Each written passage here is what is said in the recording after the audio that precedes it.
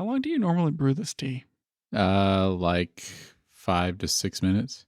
Have you always been successful about like brewing tea and taking the tea bag out? Yeah. Or have you ever been one of those people that just leaves it in so the tea gets stronger and stronger as you go?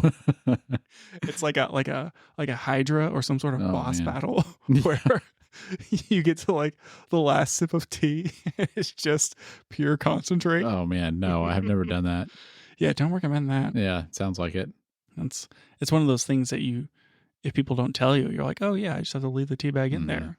Because like, what else am I going to do with it? Take it out? Yeah, who would do that? Who indeed? Yep. Well, you're sitting there and you've still got that tea bag in there, so I'm guessing you're gonna. I don't know. I don't know how long it's been. I haven't been. Have you been counting? No, I didn't start a timer. Yep. Trying to like arrange my microphone and my iPad and my cup so I can like see past the microphone while I'm talking. But not so far as, but like my cup has to be on the left because I'm going to hit the microphone with my right hand. I appreciate that forethought. It's all just, it's very technical, Daniel. I don't know if you've ever podcasted before. No. Highly technical. Yeah. It'd probably be easier to arrange that setup if you had a larger OLED iPad. Which if you saw, are probably going to be announced in a couple of weeks. I did see rumor, as I slam my phone on the table, I did see rumor that it would be potentially in May. May 7th, that's the event. Oh, really? Yeah. Wait, is it actually an event? There is actually an event. They're gonna have a real event. Yes. On May 7th. I said a weird time too. It's 9 a.m. Central Time. Do you remember 3, 4, 5? Oh gosh, how old am I? A while ago, years ago, they did a weird event in the spring at like 9 a.m. and it was like a school event. They had the event at some school or whatever, and they announced iPads. And they're like, you should use iPads instead of Chromebooks because we're Apple. That sounds maybe vaguely familiar, but I don't really remember that. No. Why do I remember that? I don't know. Yeah, whatever. So maybe that's why. Maybe it's because... Could be. Maybe, is it 9 a.m. like... Well, it's 7 a.m. their time. 7 a.m. California time? Mm-hmm. That is weird. Yeah. Are they scared? I think they're trying out different stuff because they did the one a while back that was at 5 p.m. You remember that?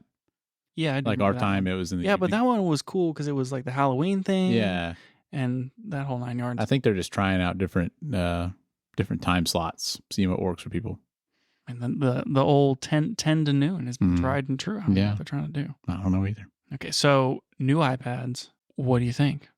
Do you think? I sounds pretty cool.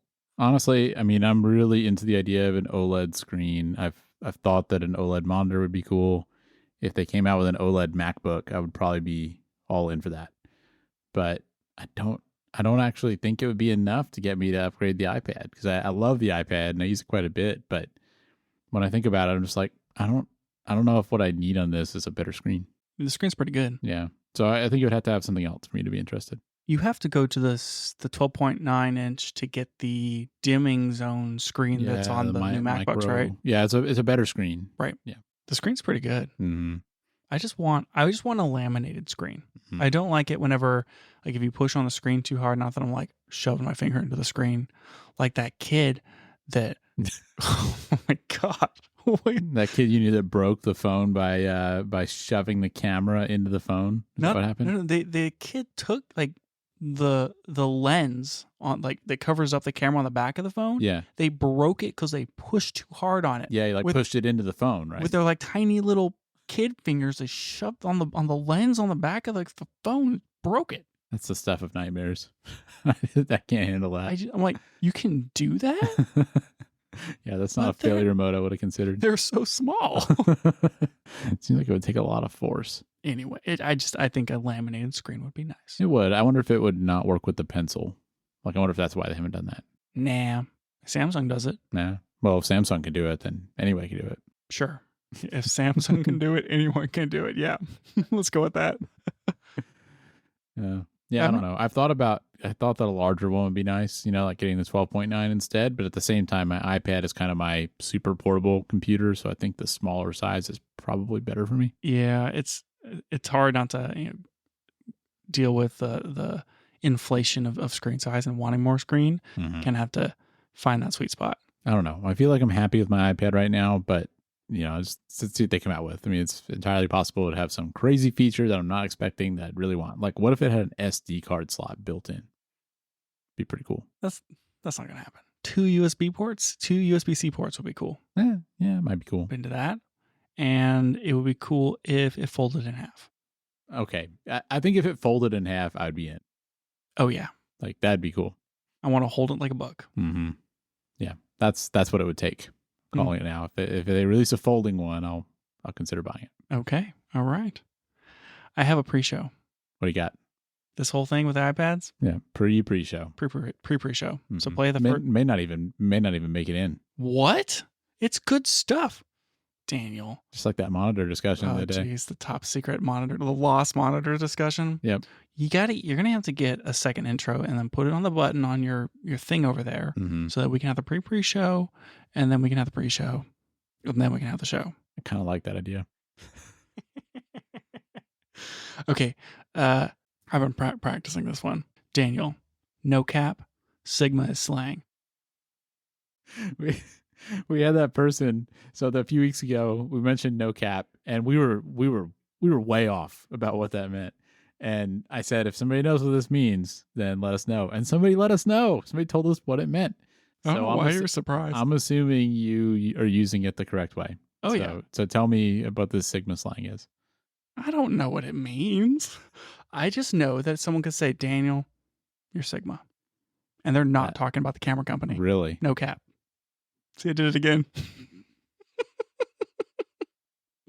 We're going to need that person to contact us again.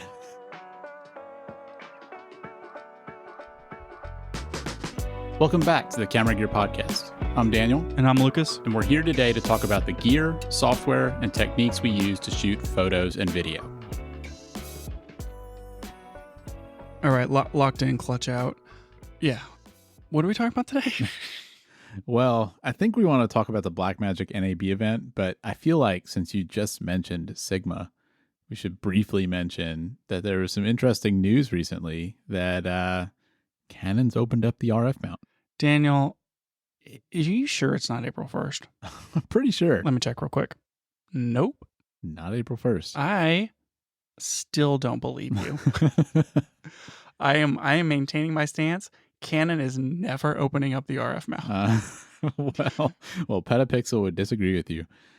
It seems like it's just APS-C though. So sure. They announced that Sigma's releasing 6 of their lenses for Canon RF mount.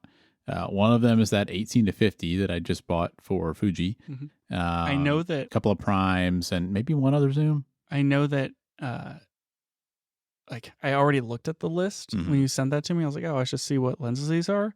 I probably shouldn't have looked it up because I could have just told you. Yep. Yeah. It's like you would know which ones they are just because it's the obvious ones. What APS-C lenses does Sigma have that they mount to everything? Mm-hmm. It's those lenses. Yes. And then Tamron only released one for it right now, but it's the 11-20, which they also make for Fuji.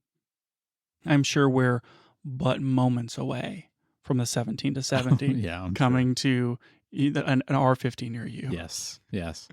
So, and they did announce that, these lenses will have autofocus and all that. And I mean, it's like a full seeming like Canon blessed adaptation to the RF mount, but it's only APS-C. They finally got the money sorted out. Yeah, I guess so. How much of a cut do you think Sigma has to give Canon for those prime lenses? It's a good question. Do you think that the RF version is going to be more expensive? Did they announce pricing? I don't think they did, now that you mention it. I know that the Sony version was cheaper than the Fuji version when it originally came out, just because they were like older, even though it's the exact same lens. Mm-hmm. And then eventually that tapered out. And then they went on like crazy sale. Yeah. When you bought the 30 millimeter for like $220 or something like that.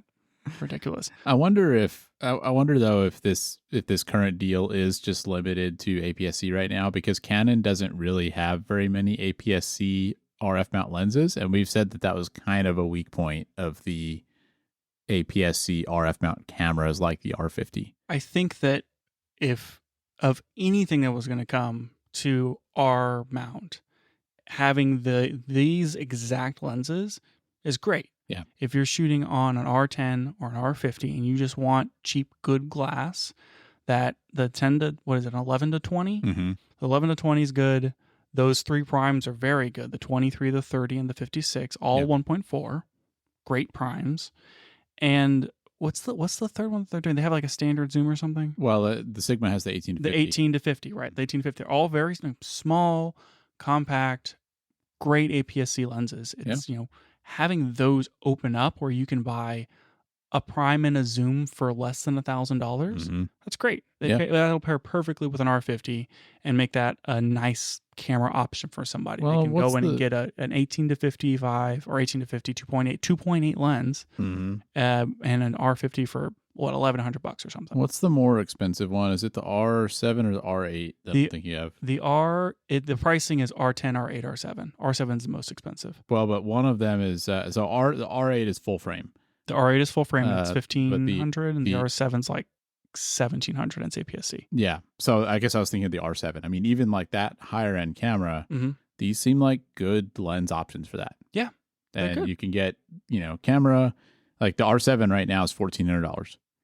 Really? Yeah. And that's a good deal. And you can get, camera plus lens under 2,000. Like, Would pretty you good. buy an R7 over XS20? I mean, I don't know. I guess I'd consider it, but I'd probably buy the XS20. Would you buy an R7 over an A6700? Might be a harder choice. That would be a harder choice. Mm-hmm. I think I would buy the Sony. But the R7's nice. It's got a very pro body, Mm-hmm. very ergonomic. Yeah. It's got 2 SD card slots. And now there's more lenses for it. More lenses. So that's great. Yeah. I don't know. I think it's interesting news. I honestly don't think this tells us anything about whether they would open it up for full frame. I think it would be a totally separate decision for them to decide between RF for APS-C, RF for full frame, because as soon as they open up for full frame, it competes against a lot of Canon's own lenses. It feels weird if they limited it in that way. And I think that these specific lenses feel so, they make it for everybody generic.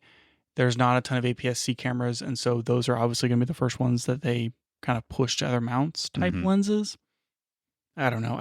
I don't see Sigma racing to port their other lenses to like Z mount for whatever reason. Yeah. And so I don't know if like it's a complexity thing or these were designed to just have the flexibility to easily mount.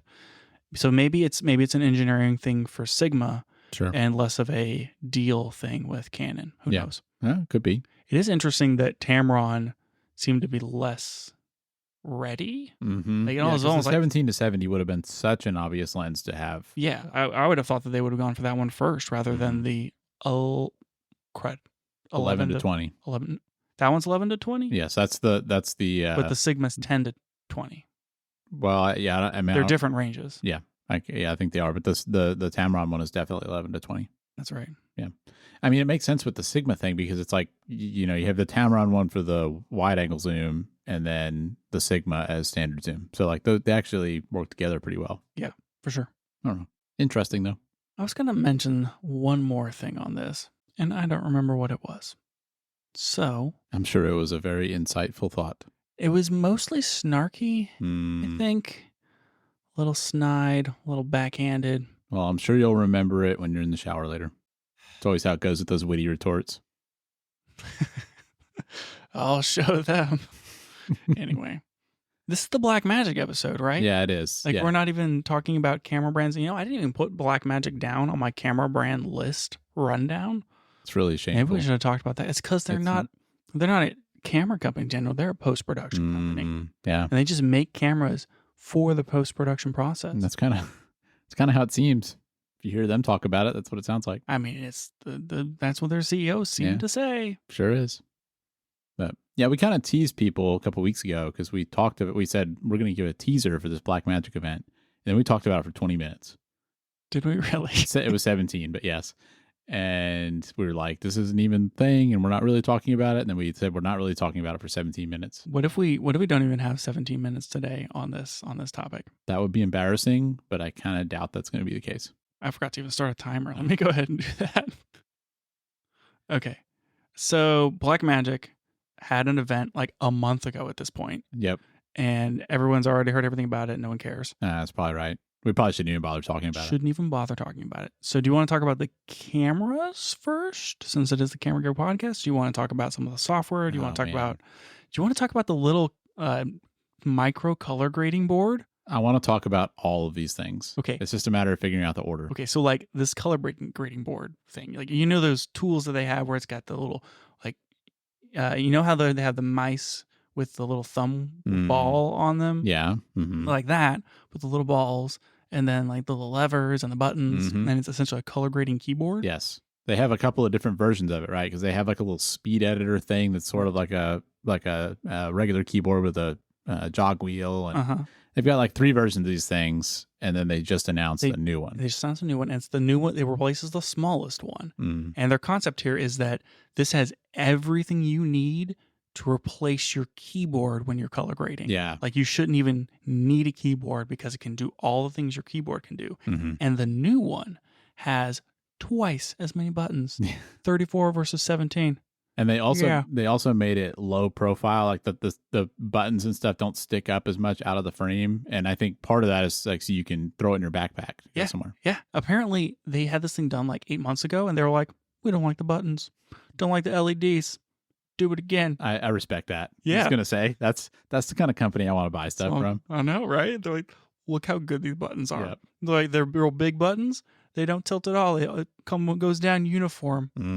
That's someone who cares about buttons. And they were talking about how they like optimize the roller bearing to get just the right amount of resistance when you turn it. I'm like, I want this thing so bad. It sounded like it was adjustable. Like you can take the ball out and like adjust the bearing so that you can get just the right amount of feel on those. Cool. Super cool.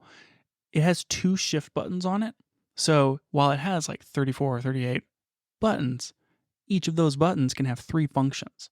That's pretty cool. Yeah. So this thing is, I mean, I think you can use it with a computer, but that has like a little slot on it to drop an iPad in there. It has its own battery. It has a USB-C port on it, so you can plug it into your computer. You can do it wirelessly. And because you can do it wirelessly, you can just it has a slot in it. So you can set your iPad in the slot, and it doesn't like connect in any sort of way. There's no like smart connector. You just connect via Bluetooth. Right. And they have a little notch in it so that you can still like use the swipe gestures where it sits in the thing. And they'd show like how good it like you can tilt the whole unit and doesn't fall out. And that sounds really well designed. It's just very well thought out. It looks awesome. Yeah. So you do more. I'm kind of learning color grading in Resolve, but you do most of the color grading for our projects. Right. I mean, what do you think of this type of tool? Like, do you think it would actually make color grading easier? I don't. I like doing all the color grading stuff. I think that the wheels might make things easier, but realistically, I doubt it would make me any faster at it. I don't think I'm not doing that much color grading. It's not like it's 100% of the work that we do. It's just one corner of the stuff that I do for artwork. So like, I don't think I would get enough benefit out of it to justify buying one. But I still like super want one because I think it's really, really cool. And I listened to the No Film School podcast episode where they interviewed the Blackmagic CEO guy. We're gonna link that in the show notes because once you finish this podcast, go listen to that one because that is a wild ride. It was something. It was something for sure. He talked the whole time. He did. That guy's crazy. And he was apologizing at the end. He's like, I know we're out of time. Sorry. I'm like, no, dude. I want another 45 minutes of this. Anyway, he was saying that he's like, there's some certain features in the like the color panel where people don't know. And the example he gave was like color boost lifts the saturation of some desaturated areas without oversaturating already saturated areas versus saturation, which raises all tides kind of thing, which I didn't know. I've never used the color boost thing because apparently I'm not. You're just a filthy casual. I'm just a filthy casual. And he's like, so we wanted to move some of those levers or switches forward so that whenever you use this panel, there's now more knobs and things that can queue up tools where you would have had to know to go look for those. And so not knowing that they exist, like you're never going to find it unless someone told you about it or you came across it in some forum or whatever. Sure. And so they're like, let's pull these controls forward on this new device so that people will more of the features within the color page will become discoverable. And I think that's super cool and forward thinking. Yeah, it is pretty cool. It's like they know how they expect their products to be used, which, obviously they designed it. And yeah, I mean, it's kind of like you're using the interface that fits their design for the product, which is cool. It made it sound like one of the ways that Blackmagic wants to grow as a company is to see more people get into the whole film, video, editing, post-production, library, like that whole ecosystem that they support. They just want to see more people get into it, Yeah. not just taking existing customers, and that's their focus. And so it seems like bringing features forward that already exist to make them more accessible to new or inexperienced users just kind of underlines that focus for them, where like they just want to see people get into creating things. Yeah. Like, here's Resolve for free, and like, yeah, it's limited, but if you buy a camera, we'll give you Studio for free as a part of the camera purchase. And they want people in their ecosystem. Yeah, and their CEO explained some of that in that podcast episode, and it kind of makes a lot of their products make sense when you understand that approach. I mean, from their cameras to stuff like Resolve for free, as you said. Yeah, I mean, it's cool that they try and make approachable stuff, and that makes a lot of sense. It does seem like it's making they're really pushing for the whole Blackmagic cloud and camera to cloud, and using Resolve, and all their post-production stuff and their live production stuff. And I think the CEO was saying something along the lines of like their cameras are just like capture tools to get into that Blackmagic ecosystem. And I think it's interesting to hear, this guy's thought on it is he's like, I'm a post-production guy, so these are just ways to like get us into post-production faster. Yeah. And I'm like, but I like the camera gear. Can we just talk about the camera and the dynamic range? That's pretty funny. But so I don't even know what else there is to say about the URSA Cine 12K or the PYXIS.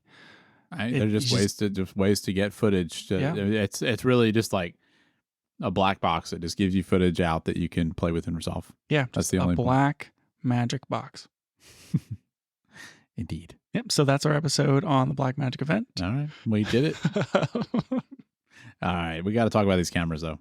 Okay, so what is it URSA or is it URSA? What was up with that? Why did that lady spell it out? That didn't make any sense to me. I think it's URSA.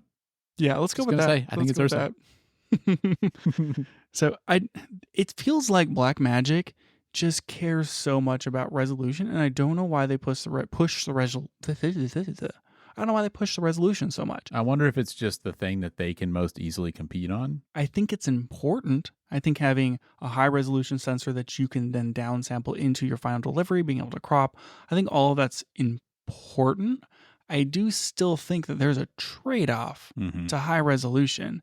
And I don't know if it's a market thing, as far as, for instance, they talked about, and we're going to get like more into the Cine 12K, but they said, and also we're working on a 17K version that's going to be a 65 millimeter sensor, so you can shoot, basically IMAX at this, a really, really huge resolution. And I mean, that's a big deal. If you want to actually shoot for IMAX in digital, you need that resolution. Yeah. And so like that market of like, we need some really high resolution, we're going to deliver to Vision Pro or to that stinking Sphere thing in Las Vegas. Yeah, I thought about both of those as well. Yeah. I feel like high resolution stuff is on the horizon. It is. And Blackmagic seems like they've always been trying to push the number of Ks, but that seems to be their priority. Is people are going to need the resolution, so let's just give them the resolution. But it does feel like it comes at the expense of things like dynamic range. It's just not going to. These are never going to be the most dynamic range camera. It kind of makes it feel to me. I mean, so another use I think for high resolution stuff, I'm pretty sure. I don't have much experience with this, but I'm pretty sure if you're shooting for something that you're going to want to do a lot of CGI on, I think I've heard that shooting in higher resolution helps with that somehow. I could see that helping with like keying and that sort of thing. Yeah. Like if you're drawing something into the same resolution, it's like your DPI or whatever, you have more flexibility. So I think there's something about that, but I mean, I guess to me, it just feels like that may be where they're able to compete. Because if they try and compete on dynamic range, they're suddenly competing against, who are the other big players in this area? Red, Airy. I Maybe they just felt like the sensors we have access to, the technology we have access to, we can't do that. But what we can do is handle really high data rates and just like massive file sizes. And so maybe that's why they did this. People do and want to use the pocket cinema and the cinema camera lines for making creative film type cinema content. Mm-hmm. And it seems like Blackmagic definitely wants to service those people with all of the products they provide, but it does seem like things such as their URSA, this new Cine 12K, which I guess this is actually a Cine versus the other URSAs, which were not. I don't think that they're trying to compete with Airy. It doesn't seem to me like they're looking at this as maybe a cinema camera for like Hollywood filmmakers and that sort of thing. Yeah. Maybe it falls into indie stuff. It really feels like it's geared towards like live broadcast and people in those types of industries of, we got to capture this sports thing, or I'm doing something for Vision Pro for this like high resolution technical thing, or I'm doing a documentary, and not so much I need the thing that looks the most like film. I think that's the case for a lot of their lineup, but I think they are trying to do something different now. So this new camera is, specifically called the URSA Cine 12K. Right. And they talked about how they wanted to pull out all the stops and make a camera that was just like their dream camera. And some of the features it has seems to me like they are designed more for a film set than a broadcast situation. Okay. Yeah. So I don't know. I agree with you about most of their lineup, but I think they're trying to push into a new territory here. It's a $15,000 camera, so like clearly it's not competing against a Venice or an Arri Alexa or whatever. Like it's just not in the same class as those cameras. But I think they're trying to break into that a little bit.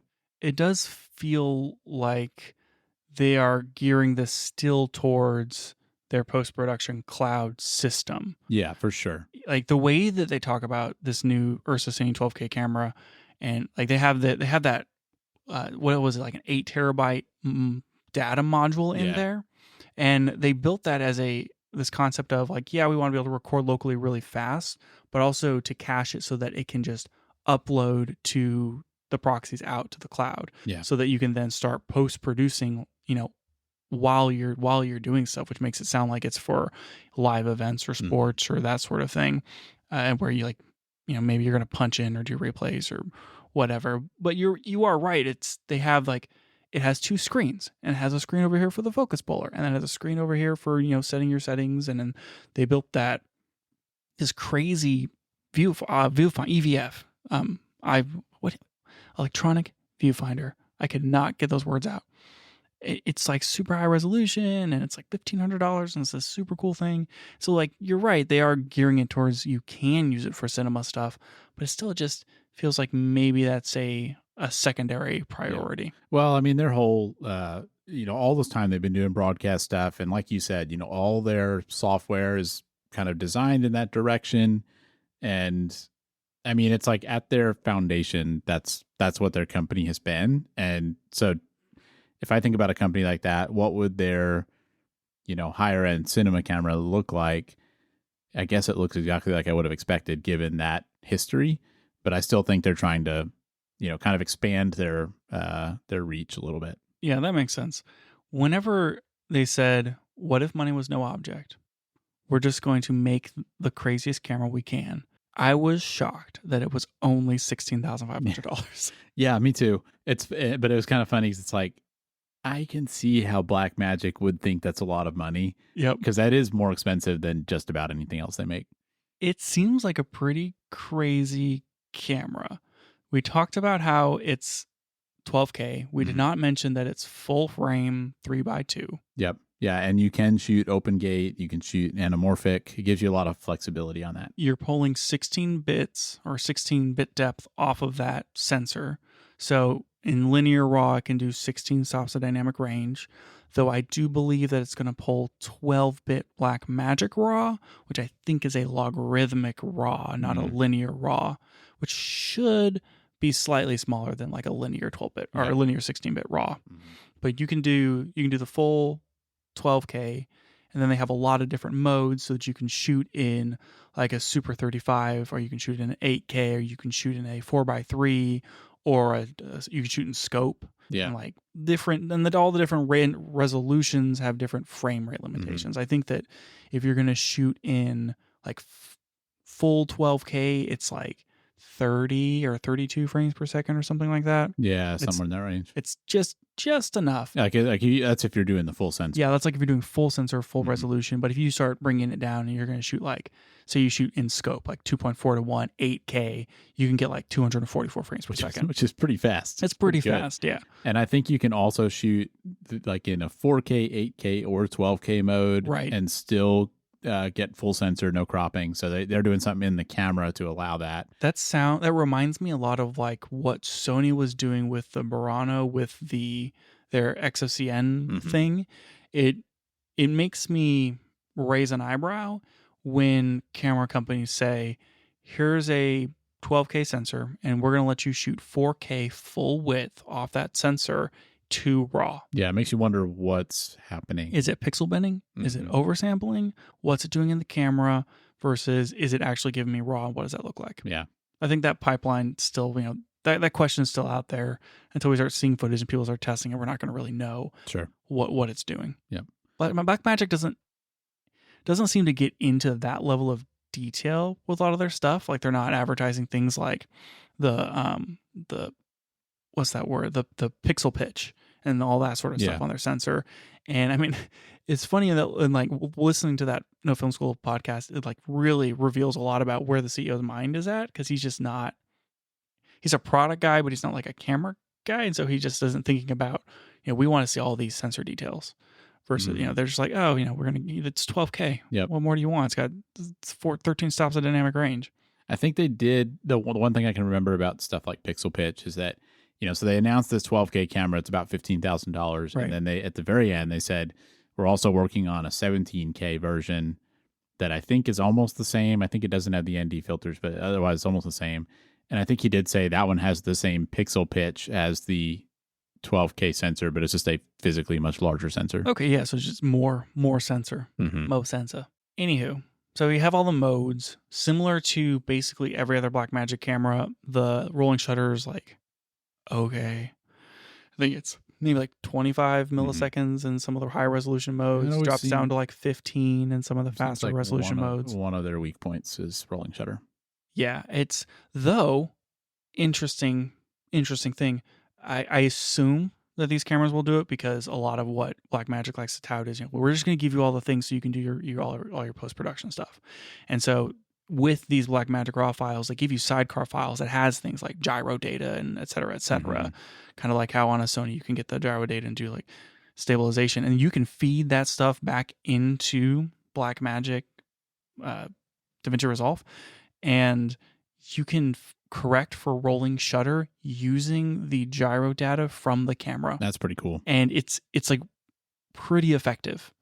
It cuts it down noticeably. Yeah. And so if like that's a lot, like if you're not doing a ton of fast stuff and so you don't really need low rolling shutter, this is probably going to be fine. And then in the situations where it is an issue, you just pull that gyro data off and fix it a little bit in post. That's a neat workaround for that. I like that. For sure. I like that they're going out of their way to do a lot of that stuff of like people are going to want to do some like post either things in Fusion or just stabilization. Let's give them all of the information off of the camera because the computer can do more than the camera can do. And so like let's leverage that software. Again, really fits their mindset of the post-production stuff. Yeah, it's like get the raw information out off the sensor, like get a good sensor, get the raw information off, get it into post-production, and then do it in post. Yeah, interesting. But also, like, what can we do to make post faster and simpler? And like, the whole thing they're selling with both this camera and the PYXIS was like, just use the Blackmagic cloud stuff because if you set up the project beforehand, your proxy, you're just going to get back to your computer and the proxies are going to be there and you can start working. Yeah, and on that note, this camera supports all that stuff, and this camera actually has all the stuff built in. I mean, I know it had built-in. I think it had built-in Wi-Fi. Right. I don't think it has like a 5G connection or anything. It has a 10 gig Ethernet. Yeah, so it has Ethernet and it has Wi-Fi. And if you're on a network, you can just have it upload those proxies automatically, which is really cool. Yeah, for sure. So talking about a few other neat features on this thing, it has dual CF Express card slots. Mm-hmm. Well, so they have a media module thing that you know, just like all these cinema cameras have, you know, some sort of storage thing, you know, and they're usually really expensive. And with them, you know, like when you buy the camera, it comes with an 8 terabyte media module, but they're also going to sell a version of that media module that just has 2 CF Express slots. So if you already have CF Express cards you want to use, you can buy like this little caddy thing and use them in the camera. Okay, I didn't understand that. Yeah. That is pretty cool. Apparently they had considered making that storage like permanently in the camera, and they're like, oh, we probably should make that removable. And I think they have like a base station where you can pull the 8 terabyte module out, plop it down to start consuming the data back to your workstation, and then you just drop another module in. Yeah. I mean, they have such a strong ecosystem now where they've just thought about a lot of that stuff. And, you know, that's kind of the advantage they have, is that they're getting into this market. And, you know, maybe this is one of, I mean, they had the pocket cinema cameras, but this is the most professional cinema camera they've made. But they already have like all these other pieces around it. And so it can plug into those really well. Yeah, it can. That optical viewfinder that I was talking about, the EVF, it connects via USB-C. Yeah, which is kind of cool. They have a port on the front of the camera. It's just like right there, made for it, and just plug it right in. Yeah, it's a locking USB-C, so you plug it in, you can like screw the thing down so it stays in. It's so interesting that they went with that option instead of like HDMI or like a SDI. And I mean, it's a data connection instead of a video connection, so like it has all the bandwidth, but it also can support, you know, additional features, which is kind of cool. Yeah, and power. That EVF has some buttons on it. I know you can do like false color and stuff, which, you know, I guess doesn't need to communicate with the camera, but you could imagine maybe they have some features where you press something on the EVF and it does something on the camera, and then you can use that same EVF on the PYXIS. Yeah, which is cool. Yeah, they're making a whole. I think maybe they said some other accessories too, top handle and some other stuff. So we mentioned that it has a flip screen on one side on the left for the operator, and then it has a screen on the other side for the focus puller. So it's 2 screens.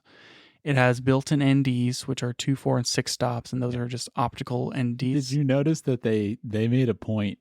He made a point of saying that in the presentation. No, I didn't catch that. Yeah, he said something like, you know, these are optical NDs or whatever, and he made a point of saying something about IR leakage. Yeah, and shots fired because that was like right after those Burano reviews came out that we talked about a few weeks ago. Just like looks over at Sony off camera. Stares at him for a little bit. What else is there to say about this thing? It's really cool. It feels like they got most of the features in there. It's got SDI. It's got HDMI. Does it have HDMI? I don't think it does. Yeah. Could be wrong.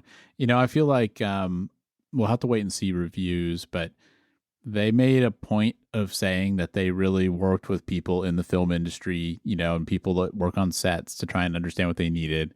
And the fact that it has like the separate focus puller station and stuff kind of lends some credence to that and makes me think they really did, you know, try and do their homework when they made this camera. And so I'm curious to see where it goes. I mean, I think, you know, it's their first attempt and, you know, people aren't going to take it as seriously as some of the established players, but I hope it does well for them. And I mean, it seems like a pretty strong showing to me, especially for the price. Definitely. I think it's super, super cool. Let's talk about the actual cool camera here, which is this new PYXIS. Yeah, which is pronounced PYXIS. They said it several times in the presentation. PYXIS. PYXIS? I don't know why you're making such a big deal out of this. It's not that bad. Tiffany? I don't get that reference. No, it's fine. Anyway, it's so funny. You're gonna buy one of these, right? I mean, you're gonna have to talk me out of buying one of these. I'm tempted to pre-order one of these. Whoa, dude! I think it's a cool camera. I mean, it's basically they came out with that, you know, maybe 6 months ago or something. They came out with the 6K cinema camera, which was a full frame version of the popular pocket cameras, and you know had that same form factor. And people were just big mad about it being Big mad. about it being that handheld form factor. And you're saying, why didn't Blackmagic make a box camera? This is so dumb. And this is basically the box camera version of that camera. But importantly, the only real thing I think they share is the sensor. I mean, this is a better camera all around than that 6K cinema camera. It's a better camera, but it's also meant to be a pair. It almost sounds like they developed these at the same time with a lot of the same features. And I think that their cameras all just run like Blackmagic whatever OS or whatever. I think that is what they call it, Blackmagic OS. Yeah, and so it's not so much like Sony cameras where it's like, oh, here's this one. They're probably running basically the same thing. And it seems like they developed them in tandem, but maybe like this one just took longer and they needed to release them separately. Yeah, I guess it was something like that. And like they're selling it as, this is just it's a different form factor for a totally different application. How much have you seen the hubbub about the screen? Not a whole lot. Tell me about that. Okay, people on the internet are mad that the screen doesn't flip out and twist around. Daniel, I don't think that's a legitimate complaint. They gave them a box camera and they're mad at a flippy screen. I mean, so I think we've talked on this show. I have basically set up a camera rig for my XH2S to use it, like a cinema camera. So I've got like a little thing that I can lock it into and I have a V-mount plate on it and stuff. And on that, I have I don't have the screen on the camera. It's hidden behind behind my V-mount plate. So first of all, that's just fine. I have a monitor on top of the camera in a better spot. But I don't know. I mean, I can see how maybe for some uses it would be nicer to have it be a flippy screen, but I feel like the intended use of this camera, it shouldn't matter at all. You should be using an EVF or a monitor with it. I 100% agree with you. And I see, it didn't even occur to me whenever this came out that screen would have some sort of modulation. I get that, maybe I just want an all-in-one camera. That's what the Cinema 6K is for. It's for those purposes. This is so that you can rig it and create your cinema thing, and those are for your settings. And like this, that's it, right? It's like, here's the unit, here's the brain of the camera, build it. Yeah. And it's not meant to like have, anyways. I almost want it to, I want it to have fewer moving parts. Yeah. I don't want to get what happened to your XH2S screen where it's all wobbly and weird because you bumped it on something. Just blame me. A couple of points on this that I think are kind of relevant to this conversation. One is that, you mentioned if you want the handheld thing, get the Cinema 6K. And, I think this does pair really well with that. And I think that's interesting because I think I can imagine sets where you want both of them. And it's cool that they have two different cameras that are going to match on color and stuff, but, give you those different form factors. I think that's neat. The other thing is, I think people need to keep in mind that one of the uses of this camera is for something like a gimbal or a drone where you really want to keep the weight pretty light and keep it really compact. And so I think a lot of the choices they made in the design of this camera make more sense if you think about using it on something like a gimbal. How much does this thing weigh? I don't know the answer to that. I have to look that up, but it's really small. Like, you see a box camera and I think you get an image in your head of what the size of that would be. And I think it's smaller than that. Like if you see a picture of somebody holding one, it's like, I mean, it almost fits in the palm of your hand. It's really small. Super cute. Sorry, I'm looking for the weight. This thing looks so cool. Okay, so they built this thing on the left side is the screen where you can change all your settings. And then on the right side is 4 screw holes. I forget how big they are, but it's essentially a mounting plate. Yeah. And then they sell a bunch of different plates that you can buy. Like you can get one that you can slap your phone into with plastic.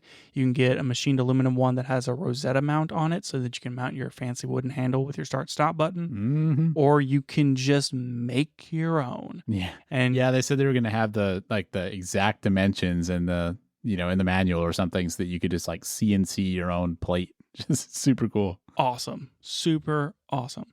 So the right side is like whatever you need it to be. If you need it to be a handle or hard drives or another monitor or whatever, a focus pulling system, I don't know. So like the right side is totally customizable. The top is customizable in that you can mount. I don't know if it has like a rail on it or they have an optional handle, but you can put your handle on top or whatever you need to. and then the back is for the battery, which it doesn't have. What kind of batteries does this use? Remind me. It's not NPF. It's not V mount. It's BP-U, which apparently are pretty common. I think it's just like all these batteries. I think it's a Sony standard. I mean, they sort of look like NPF batteries. You can get them in a bunch of different sizes. You can also get an adapter to things like V mount. And apparently, like these, they bought these, but they went with these specific batteries because one, of their compactness, and then two, they, as similar to NPF, as they get larger in capacity, they just kind of extend out. Mm-hmm. And so you could put a massive one of these things on there and get like 5 hours of footage, apparently. And I don't know if you mentioned it, but it does have a regular 12-volt power input. So if you have a shoulder rig or something and you want to use a V-mount plate, they have an external power input. You don't need to use any weird, like dummy battery thing or whatever. So, it's kind of like what you would expect from a cinema camera. Right. So it's just, you can, what's the power connection? You said it's a dummy plate for V-mount? Or yeah, you can get some kind of dummy plate for V-mount, or you could use that 12-volt wired thing. So, and I assume that if you bought one of these things, that would be your power solution, is you would find a way to mount V-mount to this. It's hard to say. I mean, because I think it depends on how you want to use it. If you want to use it in a handheld type situation where I've just got like one little handle on it and my monitor on top and I'm running around with it, I could see the smaller battery, the little BP battery, just being nice, because then you don't have any extra plates. You're limiting how much extra weight you have on it. But I mean, V-mount is so much of a standard. I would think you'd want to find a way to use a V-mount battery with it. So you specifically, what would you do? Well, I kind of think I'd end up buying both just to have the option of, I'd want like maybe one or two small versions of the BP battery, just like if I did want to use it in more of a handheld situation. But I would think if I was going to be using it on a tripod or on a shoulder rig, I'd want to use V-mount. And you probably want to buy some of those Caleb Pike small rig batteries. I mean, obviously, yes. Yeah. Because that way I can charge my MacBook Pro while I'm using the camera. How many watt hours is your current V-mount? Mine's only 50. Okay. A 35 watt hour BPU 35, $160. That's a lot of money. A BPU 70, $320. Yeah. That cinema gear is expensive, man. That's where V-mount's nice. And those small rig V-mount batteries are a lot cheaper than that. Yep. And high capacity. Does that change your answer, Daniel? I'd have to think about it more. I guess I'd need to look and see what the setup was actually going to look like with a V-mount plate on there. I don't know. I'm wondering if Blackmagic themselves are going to sell some kind of like low profile V-mount thing for the back, because that'd be nice. It would not surprise me if they did. I think that going with this more compact battery solution is probably the right call based upon the size and what it is. I don't think V-mount would have fit well on the back of this camera. Yeah, because that's the other point. If you get the V-mount adapter, it's probably going to cover up some of those outputs on the back. That'd be my guess, because I bet a V-mount battery is just like wider. Yeah, for sure. And so like the SDI outputs are on the back, and you might run into some trouble there. Yeah, I was going to say, talk to me a little bit about like some of the ports on this thing. Like obviously it has microphone and headphone on-off switch, dual CF Express card slots, which the Cinema 6K is only one CF Express. Yep. Took that extra room, stuck another CF in there. But what about video in and out? Well, so I want to mention a couple of things on those existing ports, but one is for microphone, they've got the normal 3.5 that we see on all or I think it's 2.5 maybe that we normally see on cameras. I don't know which of those it is. But they also on the front of it have a mini XLR that can supply phantom power. Yeah. So if you have like a shotgun mic or something, you can power it from that and just run that straight into your camera, which is nice. That is nice. Mount it to your top handle situation. The CF Express slots, they've got two now, and so you can record sequentially, so you could just keep hot swapping CF Express cards and never have to stop recording. They make a plate that can hold like a T5 or a T7 or something, and on the back of the camera next to the battery, so on the left you have the microphone and you have the headphone jack, and then to the right you have a USB-C port, which you can use to output footage to your T5 or whatever, to your external SSD. Awesome. Yep. And then you have an SDI out, an SDI in, an Ethernet, and then a 12 volt like 2-pin. Yeah. For like your follow focus. That SDI in is actually for timecode. Okay. So that's what we like to hear. That is exactly what we like to hear. Yeah. Cool. So time code, man, this has everything that you want, Daniel. Have you looked to see? I assume that it supports all the same software stuff that they like.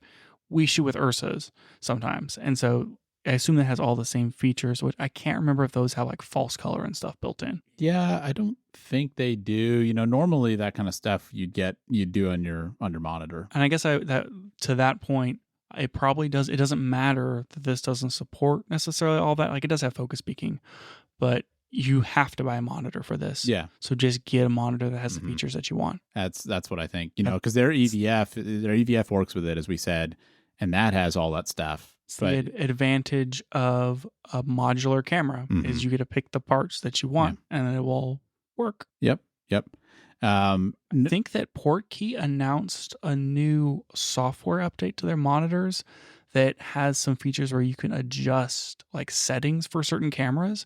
I wonder if that would work with this, where you could like adjust your ISO and stuff on the Portkey monitor. Yeah, they have Portkey has different monitors that different models that can do that. Because like I have a Portkey's monitor, but mine doesn't have that feature. But they do have some that have that feature.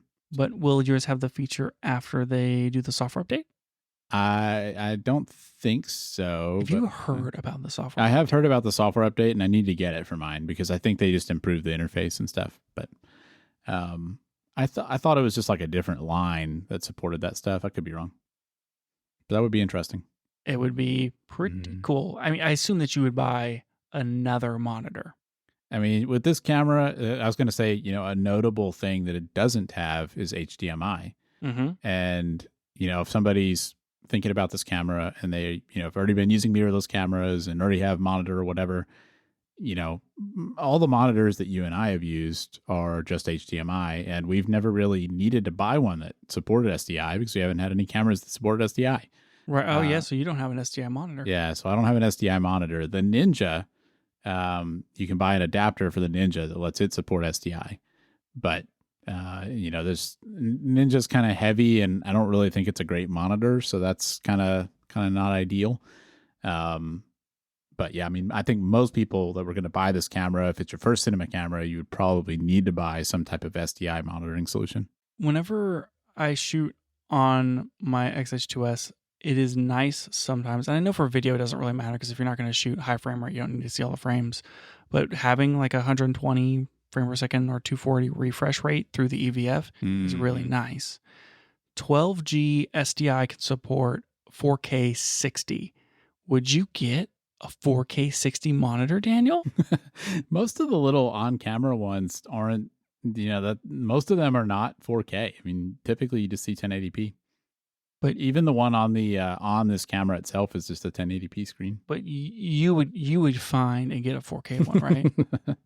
I don't think I'd go that far. Right, Daniel? Nah. Daniel? I am really happy that I really noticed the difference going from a 720 to a 1080 monitor. I think that was worth it. For sure. I'm sure 4K would be nice, but yeah. What if, hear me out, instead of going with this Portkey one that you've already picked out, you went with a Hollyland one that has the built-in transmitter function? That'd be pretty cool. That would be pretty cool. Actually, I think if I was going to buy a monitor for this, my first thought would be to get the Blackmagic one. Blackmagic has a monitor? Yeah, they sell the Blackmagic Video Assist. Oh, yeah. And you can get them in varying types. They have a... Hey, if you got that, you could record B-RAW. Yeah. Yeah, like because you can't do it on the camera. They sell a 5 and 7 inch version, and you can get a 3G SDI that does 1080p or a 12G SDI that does 4K. And they also announced some price cuts from those at NAB. So I would look into that as an option. Okay, that's gonna run you. That's not too bad. $325. That's the 1080p version. Oh yeah, well you need the 4K version. $595. I don't know if you need the 4K version or not. No. Because the I don't. You need the 4K screen version. The screen is the same. The difference is the SDI standard it supports and what you can record into it. Because the Blackmagic Video Assist is basically a Ninja. It can record onto that thing. And so then the difference between them is, you know, the resolution it can record. So probably doesn't really matter. It looks like it supports 2 NPF batteries. Yeah, it does, which sounds heavy. I assume that you can power that some other way. Yeah, I would assume so too. It just has SDI in, SDI out. It's got HDMI also, and then it's got like a little barrel jack. Interesting. So you don't need to necessarily record to this thing, though. If you did get the 4K version, you could use the HDMI to record Blackmagic RAW from your XH2S, and then you would have the opportunity to swap the monitors in some situations, and then record from two cameras to B-RAW. Yeah, it's an interesting idea, but opens up possibility. Yeah, have to do some research into SDI monitors. I'm all about that future flexibility, Dan. We should talk a little bit more about this camera though. Okay, yeah. So, like we said, same-ish sensor as the Cinema 6K, which is a 3x2 6K sensor, full frame. It comes with multiple different mounts, which it does not come with them. You can buy it in different variants. Yes, correct. It is not an interchangeable mount. Yep. Which reminds me that we forgot to mention that the 17K URSA has Hasselblad lens mount. Yeah, it does. What? Anyways, ridiculous. So with the what mounts can you get the PYXIS in? You can get L mount, locking EF, or PL. You can't get LPO?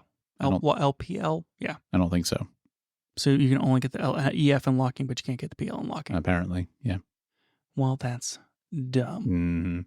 I mean, so you can't change the mount after you buy it. Right. And, as they pointed out, L mount is probably the most flexible one because you can adapt a lot of stuff to L mount pretty easily. Like, without a doubt, buy this in L mount. Yeah.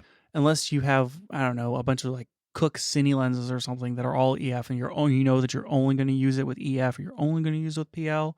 To me, it seems like if you buy it in L, then you can get a whole bunch of cool EF adapters, ones that have ND filters built in. This one doesn't have built-in NDs, right? No, it doesn't. That's one notable thing that it doesn't have. No built-in ND. Well, it's super tiny, so whatever. You could get an L to EF and then use your EF lenses and then slide your NDs into the back as an option. Yeah. Or you could get one of those, what are they, the things that make your footage look bad. The tuner. Yeah, you get a tuner. I mean, there's all kinds of options. Like it opens up some capabilities for you versus EF or PL. Those are fairly long flange distances, and you're not going to be able to adapt into those. I think L mount is the obvious choice here. Yeah, you can get your PL speed booster. There you go. And then mount your what are they called? Vista Vision or something? No. Cine Vista? No, Prima Vista. Which one? Is that what those are? The ones that are like slightly less than 65 mil? Yeah, something like that. They work on the GFX. Anyways, perfect. I don't even think that product exists. Okay, they're quoting 13 stops of dynamic range. Yeah, well, and I mean, we've seen this sensor before on the Cinema 6K, so you can find test results for the sensor. Yeah, and I went back and I looked at some of that stuff. One of the things that they have touted about this specific sensor is it has this optical low pass filter on it, and they're really, really bragging about this low pass filter and how it's filtering out IR and how it's handling the moire and the way that it softens up the image, and so like you are getting a more natural, less digital looking image, and they're just blah blah blah, and they're really talking it up. Most people say that the sensor and the image out of this 6K sensor does look pretty good. Yeah. And I think if you look at the test results in terms of like on paper, what is the dynamic range? What is the noise? Stuff like that. I think it's not as impressive as you would like. Like, I don't think that it's necessarily way better than any other camera, but it does seem like whatever they've done on the sensor with the colors, whatever, it seems like it does just have a particularly good look. Yeah, it hits the bar. And I think that like certain cameras like the XH2S or some of the Sonys, you can't turn off all the noise reduction. You can like turn it all the way down, but you can't turn it off. And when you're looking at things like an Imatest or whatever, the noise reduction in a lot of those mirrorless bodies positively impacts the dynamic range, because you're getting like cleaner stops and you can just kind of push more out of it. I think with just this being a camera that shoots only RAW, like if you shoot in 6K and you're pulling that raw data off, and then you down res it to 4K and you apply noise reduction, you're going to be able to stretch that dynamic range a little bit. You might be able to push like 14 stops if you need to, and I think it'll be okay. Yeah. I think that's basically good enough for not like most things kind of deal. You're probably right. I do think that is a good lead in to say that your only options on this camera are to shoot raw. And or proxies. Yes. And proxies. And we mentioned that when we talked about it a few weeks ago, but I think that's an important thing to mention is that, you are shooting raw on this, and then you do get the proxies with it. So when you're doing your editing, you can start editing immediately, but at some point you're going to have to deal with that raw footage, which, since it's B-RAW, that does kind of lock you into Resolve and into Blackmagic's workflow. It sure does. Like if you're using this, like you're going to be processing those raws in Blackmagic, and that's just kind of how it is. I do think that there are multiple different like compression ratios that you can get if you're going to shoot B-RAW. There were they have tons of different codec type things in their documentation. So. Yeah, and I think so. Like you have a lot of options, and you can get this down into like maybe 197 like megabytes per second, not bits, bytes.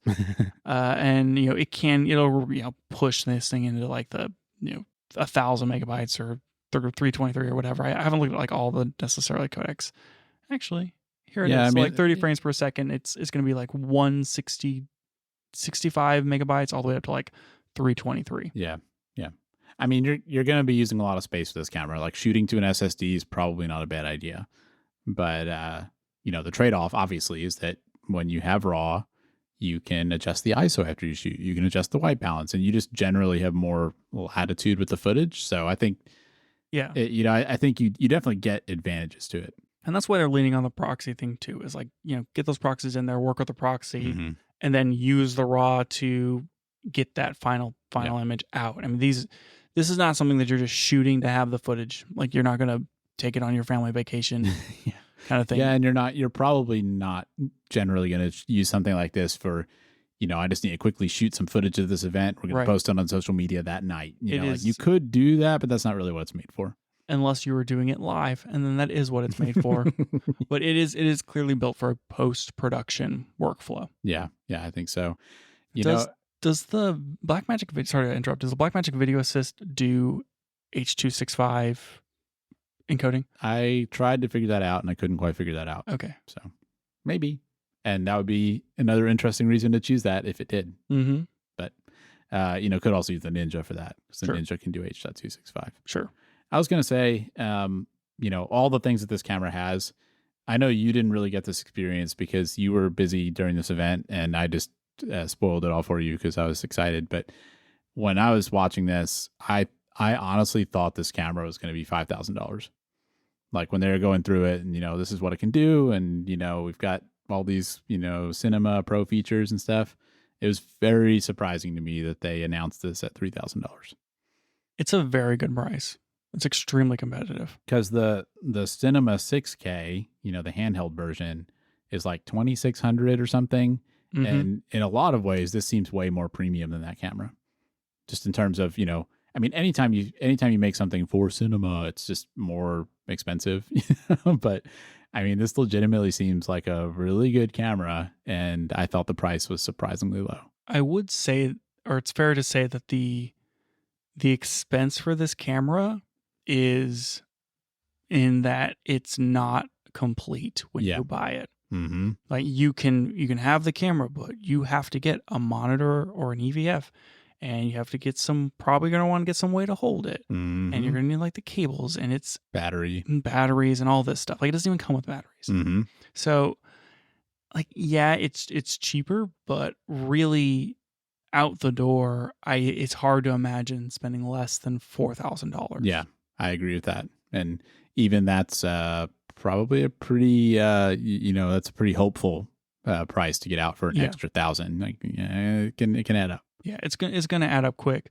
But even still, what does a Komodo X cost? Like $6,500, $9,000? Yeah, and then you have all the same problems, except that you're paying for red accessories, which are 3 times as expensive. But like you get that DX whatever mount thing, you can just slap the monitor on top of it. You need cable stand. There you go. It's worth it. Yeah. Worth it just for that. Uh-huh. Okay, so is is there anything else in this thing's category that, I mean, there's nothing else that you can buy that can do this. I mean, there's a bunch of like Chinese knockoff brands, but at this price point makes something that looks and feels and acts and has a capability of a cinema camera very accessible. Yeah, I think it's kind of a, carving out a new category. I think people were already using Blackmagic's pocket cameras as kind of an intro, or like a starter camera for doing, more, like film type things, shooting in RAW and all that. But, it's always, those cameras have always been held back by small sensors and, the rigging difficulties. And this one does a great job of giving you something that's going to look and feel and act just like a cinema camera, and you're shooting in RAW and doing all that stuff, but it doesn't break the bank. And I think it's gonna be really popular. I also think it's going to be popular, and I mean, I hope it is. I want to see Blackmagic succeed in some more of their cameras, and this thing seems like super cool. And I want it in my hands, and I want to make a movie with it because it would be super fun. Yeah. A few things that maybe we forgot to mention: it does shoot open gate, so you can shoot that up to like 36 frames per second or something. Rolling shutter is like 25 milliseconds in that resolution. We mentioned the mount. We mentioned the thing. You can plug your phone into this to upload proxies to Blackmagic Cloud. And you can just connect it, tether it to your phone. Yep. Yeah. So unlike the, on the Cine 12K, that one had Wi-Fi built in. This one does not, but you can use your phone, which I think is a cool compromise. It has a physical lock switch on the side, so you can lock all the controls. That's great. Yeah. Yeah. Like I'm picturing using that when we start shooting an interview or something. You don't want to accidentally bump a setting. Yeah. Oh, for sure. And it has you can take a picture with it. You can actually take a still photo. So, this is the perfect hybrid camera for most people. Shoot your portraits.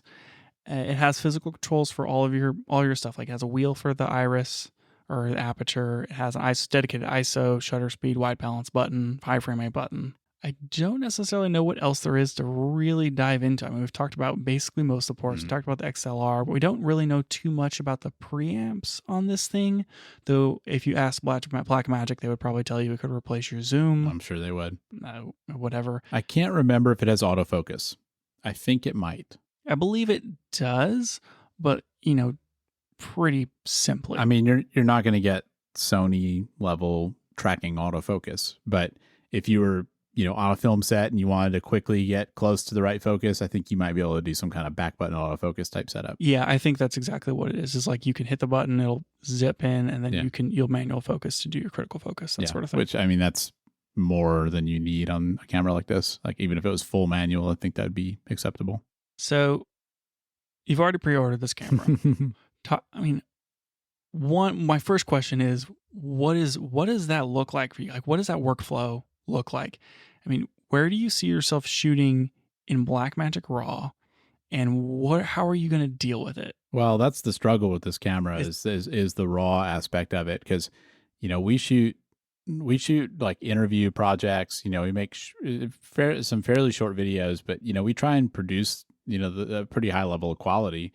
And I think having something like this would be great for stuff like that, because I think it would look really good. But yeah, we do have to figure out that raw workflow. And I mean, I think you basically end up having to use the proxies to keep you moving on the project. If you want to be able to shoot and then maybe, start editing quickly, then you've got the proxies to do that. But there's no getting around having to deal with that raw footage. And I guess, I think it'd be cool for us to learn that process, because we haven't really worked with raw footage before.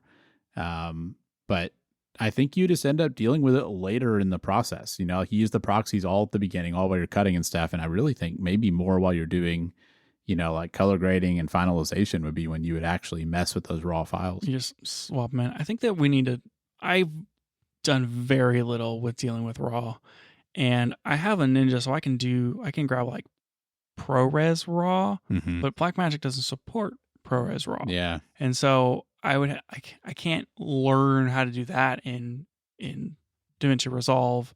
I need B-RAW. Yeah. And my camera can shoot B-RAW, but I need some way to capture it. Yeah. And I could like borrow a Blackmagic video assist. Like rent one. Yeah, and then just record a bunch of B-RAW so I can practice with it. Because boy, I don't know if you're gonna make my life really hard. I or don't not. know either. I bet Blackmagic has B-raw files, probably even from this camera. Oh, actually, you know what? online. You're right. You're And so you absolutely probably right. just download those. Okay, that's what I'm gonna do. I'm gonna download B-raw files and I'm gonna mess around with that because I think that even though this is totally your camera decision, I feel like it deeply impacts me. Well, I mean, for me too, I would not buy this to replace my XH2S because, if I'm doing like a quick run and gun thing at an event or, just casual videos for fun, you wouldn't want to be dealing with a camera like this. Like this is more for big projects, trying to get a better look, more professional result. And so, I mean, to me, it would be important to have something that could match to some existing cameras. You don't want it to be like wildly different and just totally impossible to match to something like the Fuji's, because I know when we shoot stuff, we're going to be using multiple cameras and we're going to want them to match. So I think I'm just double checking here. Yeah, you can get the nanomorphs in L mount. Oh man. And part of my concern here was that if you get like an L mount camera, because it's going to be this or it's going to be S1H Mark II box camera, we know what's happening, Daniel. There's nothing we can do to stop it. It's like a rock, like a snowball rolling down a hill coming in an avalanche. I don't disagree. The nanomorphs, you can buy the alternate bayonets for those for like $50. It's pretty. And so really, whenever I eventually get around to investing in some nanomorphs so that I can shoot that horror short that I'm eventually going to write one day that I've been talking about for like a year, we all have those projects. I'm just going to get in an X mount and L mount. Yeah. That way we can slap it on either camera. I mean, that seems really future proof too, because I think we're just going to see more and more L mount cameras. And at least one of us is. And this shoots can shoot anamorphic, so there you go. Exactly. I don't know. I think it's a cool camera. It does. It does have a Super 35 mode, which it would have to because the nanomorphs are Super 35 lenses. I mean, I'm curious to see if Panasonic comes out with an S1H Mark II in any near time frame. A little surprising that they didn't at NAB, but in some ways, I feel like this camera is kind of what I've been waiting for, just in the sense of I've kind of wanted to see what it'd be like to own a cinema camera and do that kind of stuff, and this seems like a way to get into that without having to spend $10,000. Talk to me about how you would rig it out. It's a little hard to say. I'm super into like the shoulder rig idea. I know that's not your thing, but for a camera like this, I could see that kind of making sense for some uses.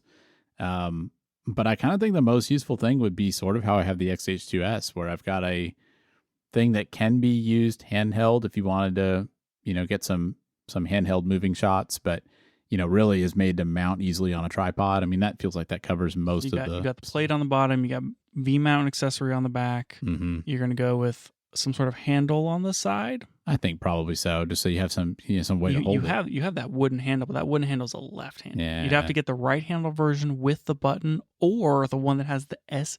Actually, you could get the top handle with the NVMe SSD drive that cool. Condor Blue makes. That would be pretty cool. That's a good idea. That's exactly what you do. That's a good idea. Condor Blue NVMe handle, and then get the wooden handle with the button so that you can start and stop recording from your right hand. Mm-hmm. And then you just get the Blackmagic Video Assist monitor so you can swap it out so you can get B-roll off the XH2S if you have to. SD at 12G SDI out, get it in 4K. And I basically built this camera for you. Yeah, you basically figured it all out. Mm-hmm. I don't even know why you just didn't ask me. Easy. I want to see more like this camera doesn't do it. The only camera that's doing this is DJI because they have the microphones, but I want to see more cameras, like camera companies come out with their own stupid microphone system and then just support it. That'd be cool. Or pro gear and camera gear not being like walled into itself, like phones and like headphones and all this sort of thing is what makes camera stuff cool. So I actually would prefer it to be an open standard, but I want wireless audio capture with like the little wireless labs that can record like onboard wirelessly. I want those to be built into camera software.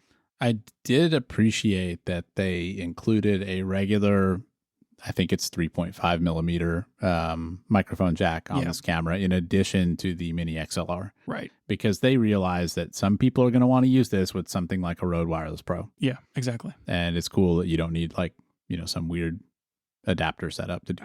I need Rode to collaborate with Sony and Blackmagic and Nikon. Oh, it'd be great. And say, hey, and Fuji too, but they're not gonna get in on this, so I'm just gonna leave Fuji out. Those 3 camera companies, and say, hey, with your next firmware, like this is how you can use our wireless camera without the transmitter thing. Yeah, that'd be great. So bad. That would be great. I agree. It's probably never gonna happen. Yeah, whatever. Anything else on this camera, Daniel? I mean, we've definitely done 1,000 minutes. Yeah. We've done an hour since I started recording. Oh, jeez. I was like, only 47 seconds? That doesn't seem right. Nope. No, I think that just about covers it. I mean, yeah, I think we're going to see these everywhere, and I'm here for it. Does this count as our Blackmagic episode? We talked quite a bit about them, I feel like, but we haven't talked about Resolve. Oh, jeez. I think that's going to have to be next week. Yeah, no, well, there's still a lot to go. I still have to finish getting up to speed on NAB, because we got to talk about basically like all the NAB things, tripods and lenses and all kinds of stuff. So I would say between this week and whenever we talk about Resolve, I think covers Blackmagic. I think we learned some really interesting stuff in that podcast episode we're going to link. Where, yeah, for sure. Kind of showing us what the like what the DNA of Blackmagic is. And this camera makes a lot of sense with that. The changes they made in Resolve make a lot of sense with that. I think they're doing some really cool stuff. I couldn't believe how much stuff they announced at this event. Oh, I'm not surprised at all.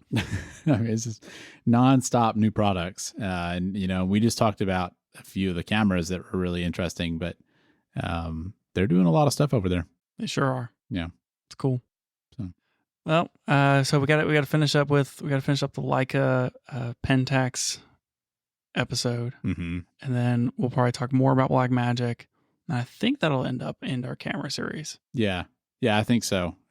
Which is a pretty good run. We've covered all the, a lot of the big ones people think about, the consumer ones, right? Yeah. Like we're not going to get into like Red or Airy. Sure. We talked about Nikon and what you're talking about. Did we talk about Leica? Not yet. Still to come, maybe. You wanted to talk about Pentax. I do. I don't feel like I don't have enough stuff to say about Leica. Yeah. Monochrome. I don't know. Maybe we can do Leica and Pentax in one episode. Like mini hits or something. Yeah. I don't know. We'll see. Maybe we'll do that. We'll figure it out. People are just going to have to keep tuning in to find out. Oh, jeez. That's it for the show today. Thanks for joining us. And if you liked it, tell a friend so they can check it out too. You can find out more about the show at www.cameragearpodcast.com, and you can find us on Twitter @CameraGearPod. We'll be back with more next week.